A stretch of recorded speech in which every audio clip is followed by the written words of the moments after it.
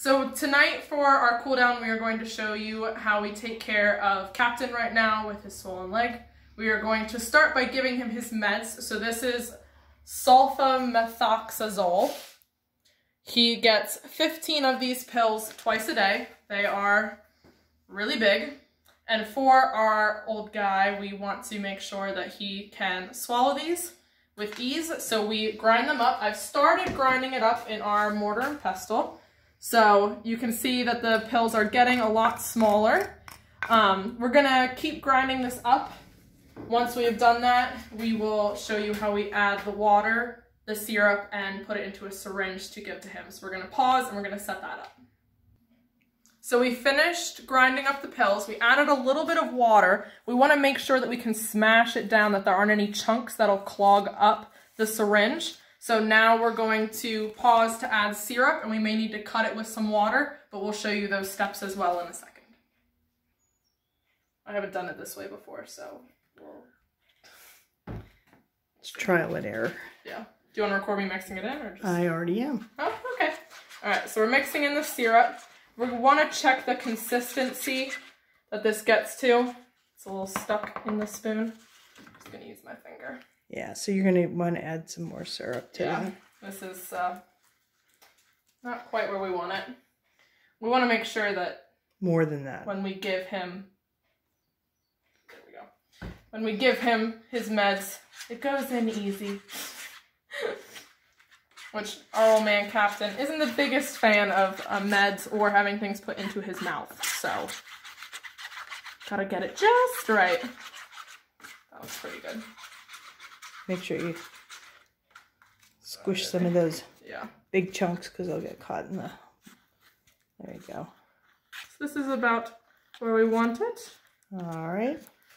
After this, we're going to add it into our syringe. So we've cut the tip off of the syringe. It normally has the little point like you guys saw on the deworming video. It has the tip. We cut that off just for ease of giving it to Captain. I'm going to plug it up with my finger. I'm going to be over the sink, and I'm going to drain this into the syringe.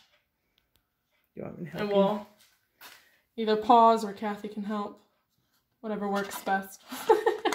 We want to make sure we get all the meds because this is dosed for him. So we're not giving him too much or too little. Got to get it all out of the bowl. I know how to do it. Excellent. All right, we're going to set that down in the sink. So I'm going to put the bottom of the syringe on, but I want to be aware of the air bubble that I will form if I just shove this in.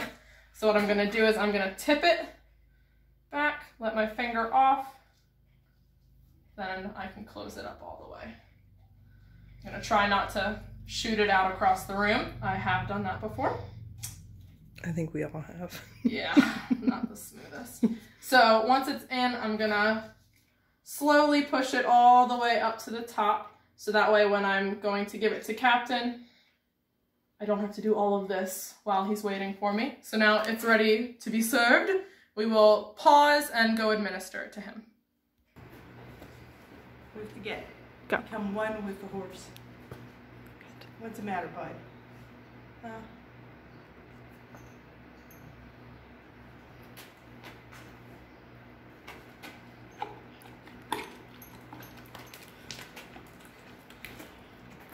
Yum! And that's how you dose a horse. We're gonna pause.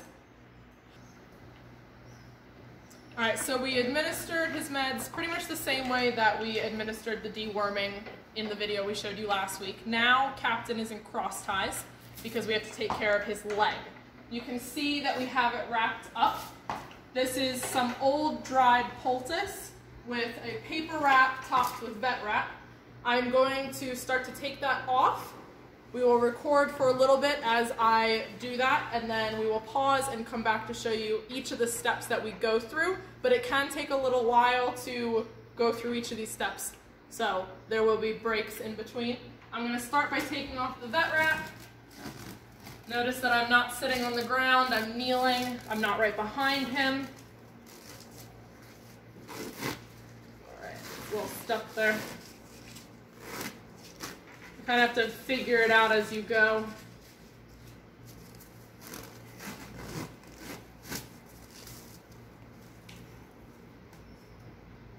find the other end of it. Oh, maybe. There we go. All of this will go in the trash. We do not keep any of this. All right, so once you have the vet wrap off, then we're going to take off this paper, at least as much of it as we can, not every little tiny nook and cranny. We will sweep up the little tiny parts that come off. You're okay, Bubba.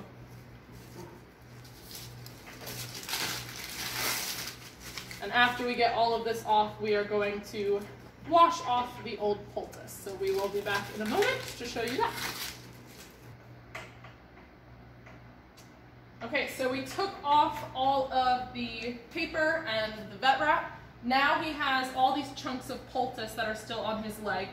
Now we can just hose it off, but I find it easiest if I start by giving his leg a quick rub down to try and get some of this powder off, because otherwise the hose will just spend the first amount of time that I spray his leg off just rehydrating all of this.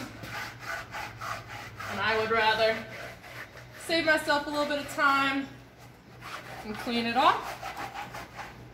So once I have that done, I'm going to turn on the hose.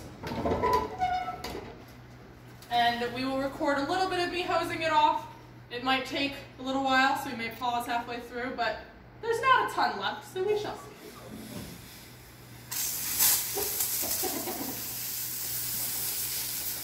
So I'm prepping the leg for the next layer of poultice that we'll put on.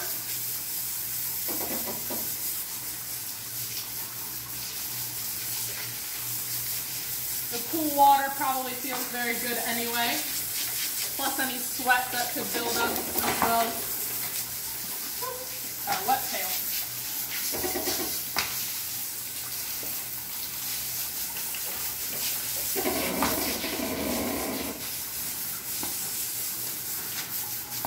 Sorry, I realized I was blocking you. Alright, that actually wasn't too bad.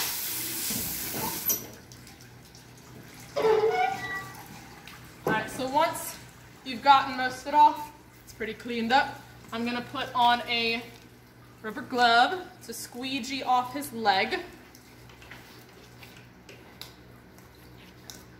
So as if it was a sweat scraper or a squeegee, I'm just going to press my hand into his leg. You can see the water coming off.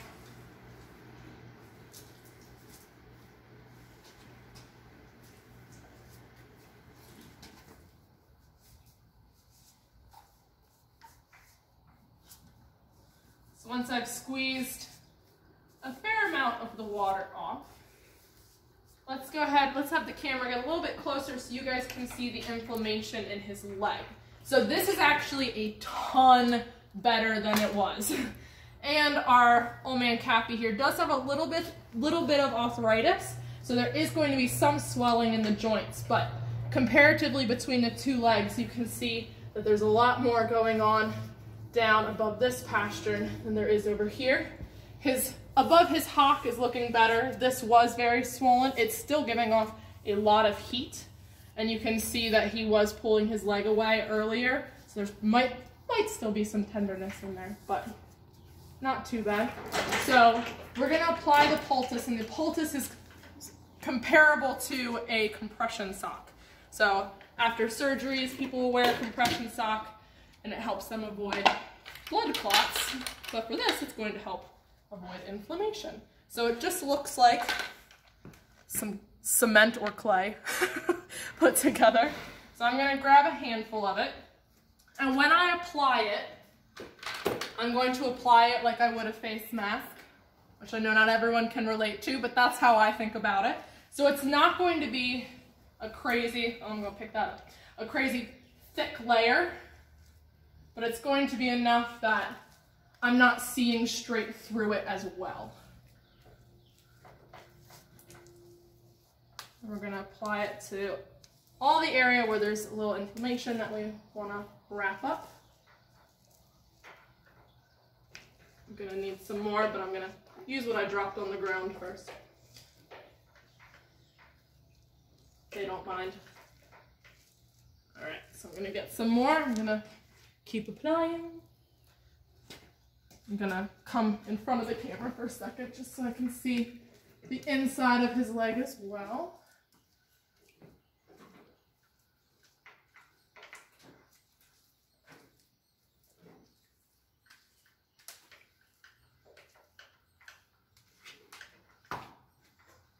So this will harden up and get a little bit tighter on his leg. Oh, I missed a big spot in the back. Okay.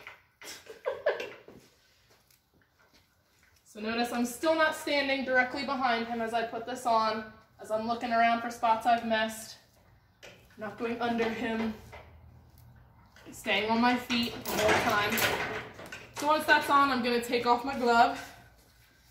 I'm going to inside out that. Move this to the side. I'm now going to grab the paper barrier that I'm going to put around his leg, as well as some vet wrap that's going to help hold everything in place. I like to have it all ready to go because I find that if I put the paper on and then walk away to get this and he moves, you have to reset the paper. So I have 4 pieces, 2 for the top and 2 for the bottom. So I'm going to aim to not have anything super tight happening around his joints.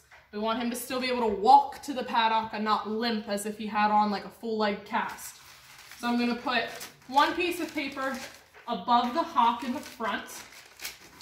I'm going to flatten it out as best I can. He does have nice curvy legs for muscle.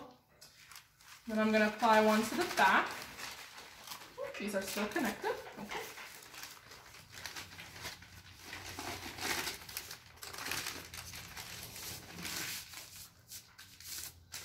Try and line those up best I can. Then we'll do the same thing on the bottom. Sometimes if I get enough big enough piece, I only need 1 piece of paper. But I'm going to go between the hock and the pasture. And 1 piece of paper might be big enough. Sometimes there's little pieces that we have stored away.